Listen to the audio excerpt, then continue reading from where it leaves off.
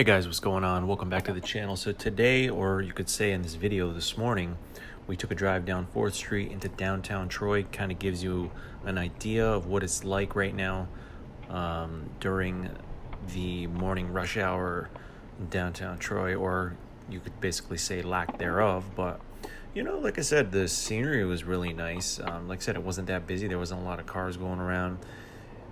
But this was, like I said, this was right around rush hour usually. So, like I said, pretty quiet, but like I said, beautiful sunrise. You get to see the sun, and that's about it. So, other than that, if you are new here, please like, subscribe to our channel, join us on this journey, and we will see you soon on the next one. All right, have a great day.